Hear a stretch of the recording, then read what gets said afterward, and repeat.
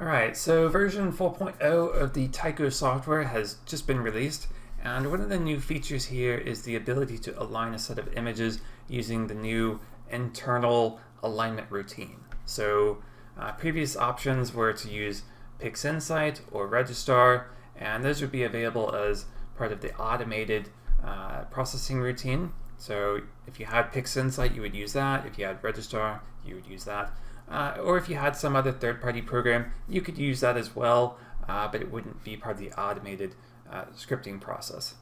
So this brings about a new option for those of you who have neither PixInsight nor Registrar. You could potentially use this internal alignment option.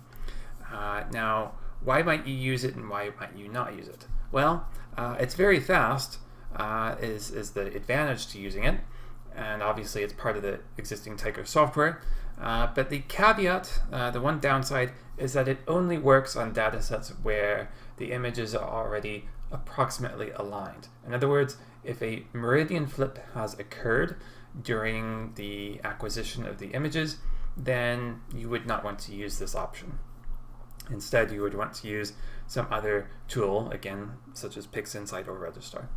But if the images have been obtained in succession and there's only translation and perhaps some amount of rotation between images, then the internal alignment option will work and it will be very fast. So just to demonstrate that, first off, for comparison's sake, I put together a kind of a bar chart here.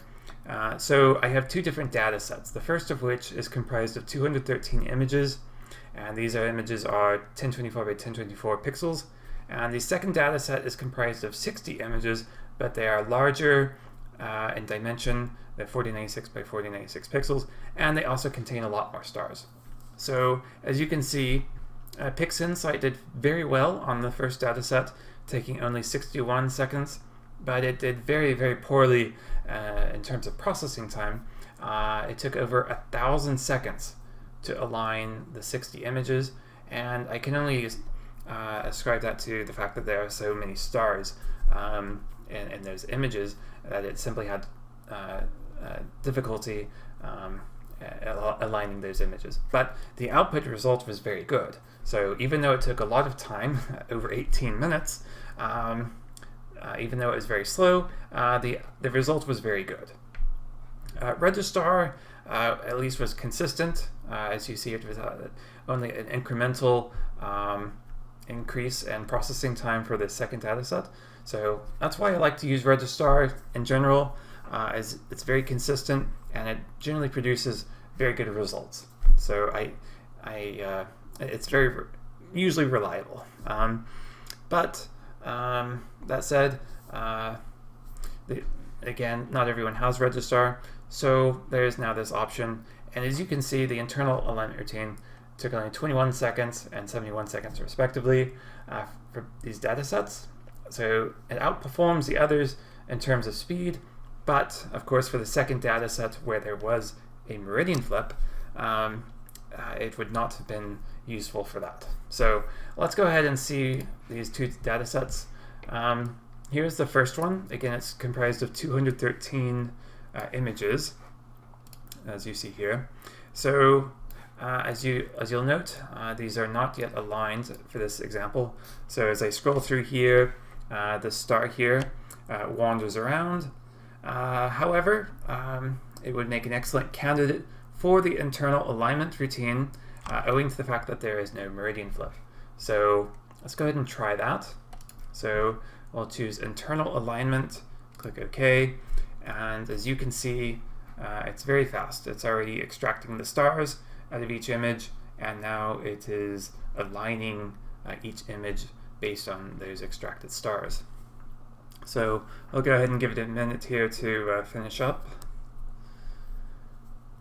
And now it is going to save the images, and then we'll take a look at the results.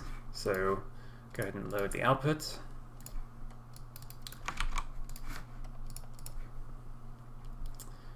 And we'll go to the same location.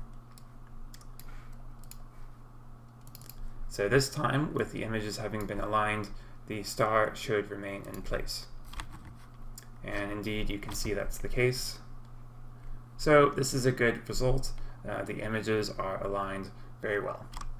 So this is using internal alignment on this particular data set, and it works quite well. So let's go ahead and take a look at the second data set. And this is where you would not want to use internal alignment due to a meridian flip that occurred. So there are 60 images, and it takes a bit of a while to load these because they are larger dimensions.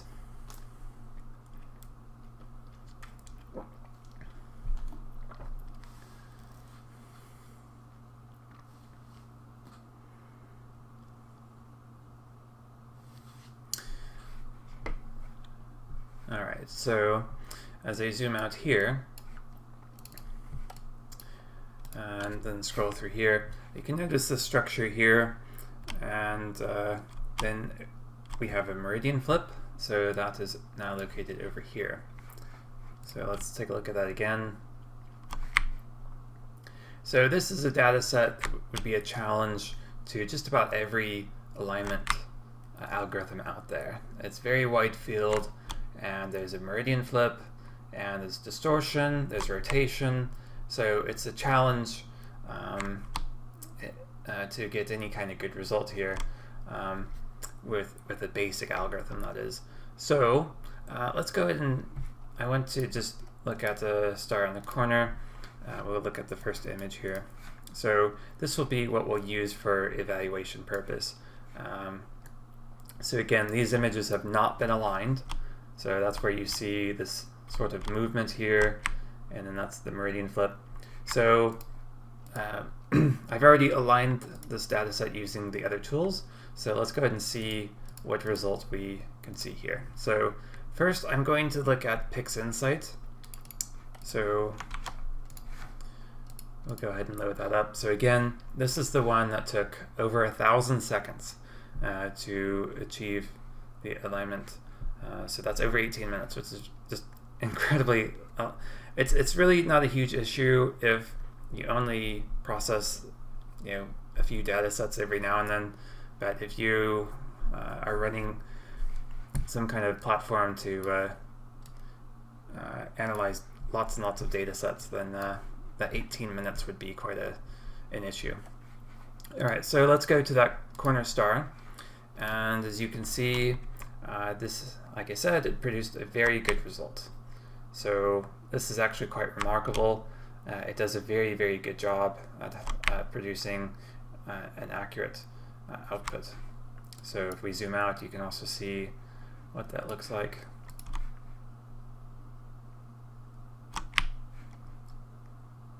So I'm very impressed with PixInsight as far as the results is concerned. Now let's take a look at the registrar.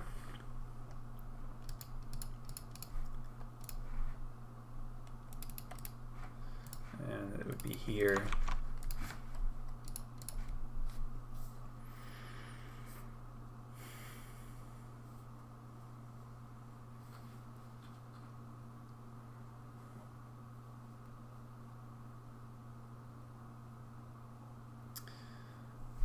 Alright, just about finished. Alright, so again, we'll go to the same reference star. And as you can see, the result here is also acceptable. So registrar is able to handle the meridian flip just fine. And again, that's with having taken only 215 seconds as opposed to over 1,000 seconds. So I would certainly favor registrar in this example.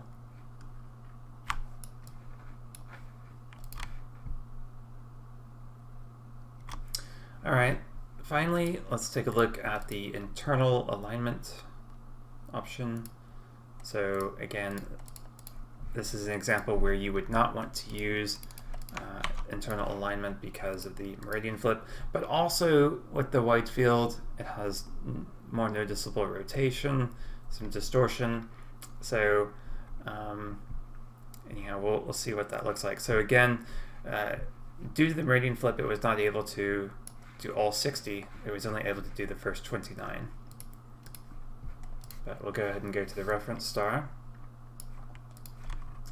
And you can see there was some shifting around there, and predominantly due to the either distortion or some rotation. But not outside the realm of usable results. Certainly if you went to the middle, then you would expect a good result no matter what, and that seems to be consistent.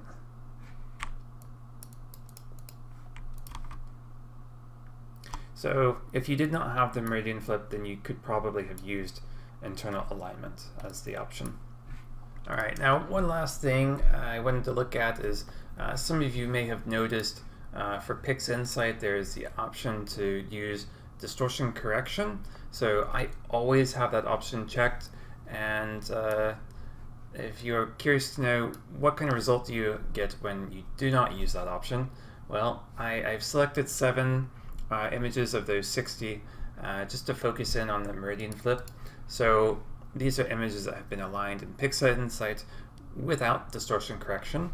So let's go ahead and take a look at the reference star. So as you can see, the first 3 images, you have a good result here, but as we get to the meridian flip, then we now have a shift. And so again, this is what it looks like without distortion correction. So you get a suboptimal result, and that is why I always choose distortion correction. So anyhow, I hope this video has been somewhat informative, and hopefully you've gotten an idea that depending on your data, that you are able to use the correct tool to achieve optimal alignment. So thanks for watching, and see you next time.